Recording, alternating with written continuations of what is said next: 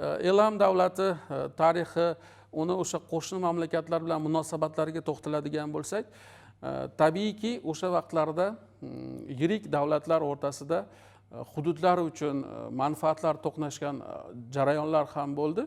Aynan Elam hududlari o'sha qadimiy Eron hududlariga Shumer va Akkadning ta'siri har doim sezilib turgan. Miloddan avvalgi 23-asr, miloddan avvalgi 21-asrlarda butun Elam hududlari aynan Mesopotamiyaning davlatlari bo'lgan Akkad va Shumer ta'sirida bo'ldi. Ammo bu ta'sirli jarayon, ya'ni qaramlik jarayon uzoq davom etmadi. Chunki Elam ham o'sha mintaqadagi o'zaro urushlardan unumli foydalangan holda miloddan avvalgi 18 va 20-asrlarda mintaqani qudratli davlatiga aylanib, ma'lum muddat hatto o'sha Shumer Akkad hududlarini o'z ta'siriga olishga ham erishdi. E'tibor berishimiz kerak. Demak, Elam hatto Mesopotamiya hududlariga istilochi yurishlari bilan bordi va ma'lum muddat uni boshqarishga ham erishdi. Elam davlati qudratining oshishida buni boshqargan hukmdorlarning ham o'rni albatta katta. Ana shunday ta'sirli hukmdorlardan biri bu Kutik Inshushunak hisoblanib, u miloddan avvalgi 22-asr boshlarida mustaqil Elam davlatini tuzishga erishdi. Albatta, o'sha davrlarda yirik davlatlar hududlariga doimiy xavf bu ko'chmanchilar tomonidan bo'lgan va ko'chmanchi xalqlar har doim o'sha o'troq madaniy xalqlarga xavf solgan.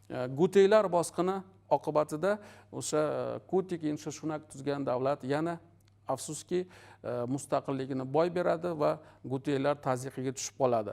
Miloddan avvalgi 22-18-asrlarda Elam ancha kuchayib, Janubiy Shumerga o'z ta'sirini o'tkazdi va bu yerda o'ziga yarasha boshqaruvni joriy etdi. Bilamiz, Mesopotamiyada miloddan avvalgi 18-asrga kelganda qudratli hukmdor Hammurapi hokimiyatga chiqadi. Hammurapini hokimiyatga chiqishi bilan yana Mesopotamiya hududlarida markazlashuv jarayonlari kuchayib, tabiiyki bu Elamni mintaqaga ta'sirini cheklaydi va ularni surib chiqaradi. Chunki Hammurapi bu o'sha davr tarixi uchun ham, hatto 21-asrdan qaraganda ham o'ziga xos mohir diplomat, sarkarda va qonunshunos sifatida dong taratdi. Aynan mana shu qora tosh, bazalt, katta tosh ma'lum muddatdan so'ng, ya'ni o'sha Hammurapi elamliklarni haydab chiqardi, lekin davrlar o'tib revansh imkoniyati tug'ilganda Shutrak Naxunta Elam podshosi yana qaytib Bobul hududlarini zabt etdi va elamliklarga xos bir odat bor ediki, Elam davlati qayerni zabt etsa, ana shu yerning muhim noyob asorul atiqalari, haykallarini o'z yurtiga tashib ketardi.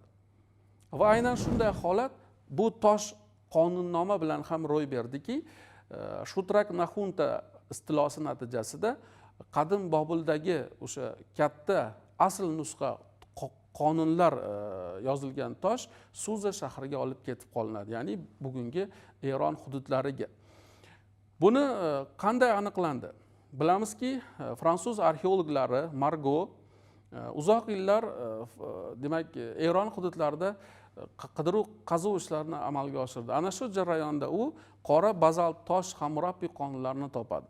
Dastlab juda bahs bo'ldi. Nima uchun bu Bobulda yaratilgan qonunnoma, ya'ni hozirgi Iroq hududlarida bo'lishi kerak bo'lgan qonunnoma qanday qilib demak Eron hududlariga kelib qolganligi. Keyin tarixiy manbalarni varaqlab tekshirilganda u aynan o'sha Elam podsholarining istilolari natijasida kelib qolganligi aniqlandi. Yana bir muhim jihat shuki, qonunnoma yuqorida aytdim, dastlab 282 ta modda edi. U hozir 247 taga tushdi.